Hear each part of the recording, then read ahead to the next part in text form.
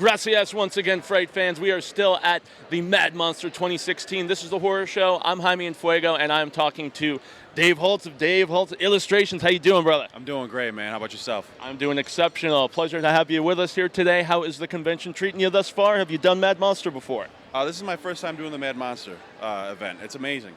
It's been really good. I'm meeting a lot of great people. Meeting a lot of really good fans, diehard fans, so it's been really good. That's the thing, man. Horror has some of the most dedicated and diehard fans of them all, right? Absolutely, man. They're crazy about it. I love it. Indeed. Yeah. I was just going to say, I'm being a fan myself. It's hard not to get caught up in some of the excitement and the activities going on. Oh, there's tons of it. And so I took note of your art because I noticed predominantly black and white, and there is a certain effectiveness to just keeping it simple as far as the scares go. What's your thoughts on that? It's definitely part of the process. I do the black and white because it does lend itself very easily to the horror genre. I'll throw a little bit of red in there, obviously, for effect. With the blood. Yeah, you got to have some of that in there for certain pieces. So it just kind of depends on what the mood is. Yeah. But black and white, you're working with a lot of shading, a lot of values, shadows, a lot of what is the horror genre and the drama of the characters. Yeah, well, darkness and, just kind of things being less colorful and I guess a little bit more of the sense of uncertainty, right? Absolutely. There's definitely, I like to try to create a mood as much as possible, and I can achieve that a lot easier with the black and white. I almost feel like you have to be a little bit more creative with the black and white, though, like with the shading aspect and stuff like you were mentioning. Yes, absolutely. There's a lot of technique that's going to go into that. You can't just throw black ink on white paper and hope for the best. You still got to have techniques in there. You still got to pull out different values and shades. So, yeah, it can be a little bit more challenging than just color. Awesome. So any black and white artists that inspired you when you were younger, maybe made you want to start drawing without the color, or? That's a tough question. I've never been asked that question before. Off the top of my head, I can't really come up with any artists that I specifically, in the medium that I've chosen, watercolor.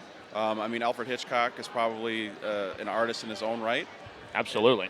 As far as cinema is concerned, so angles, the proper images to pull from, I would say he's an influence on a lot of my stuff that's black and white, especially with the horror genre.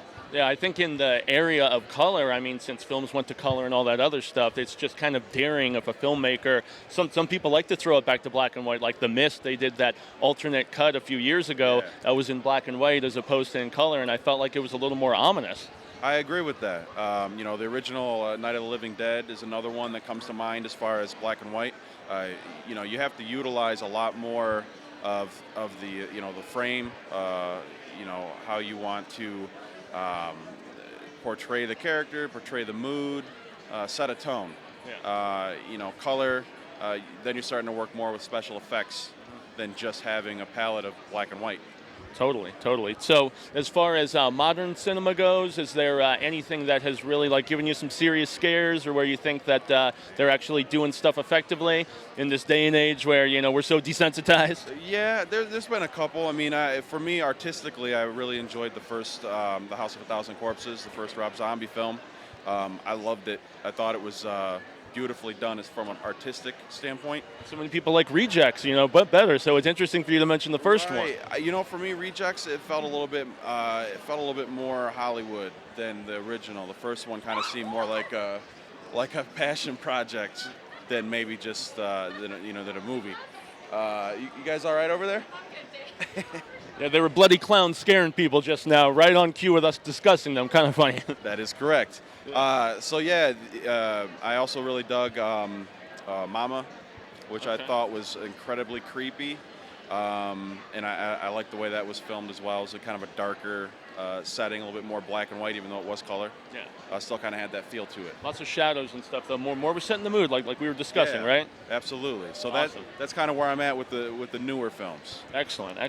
Well, I got to extend a grande gracias to you for speaking with us, and we definitely got to give the audiences watching a website or like an Instagram or an Etsy or something where they can point you out so they can actually toss you some money for this awesome work, man. That would be terrific. That would be nice. So my website's holtzillustration.com. My Instagram and Facebook and my Twitter account are all at dholtzart. It's very simple. holtzillustration.com. I have a website, a store set up on my website. And yeah, it's the best place to reach me. Awesome, man. Well, audiences, check that out. Once again, gracias to Dave for speaking with us today. And until we have more of that scarific desert horror coverage coming at you, audiences, stay scared.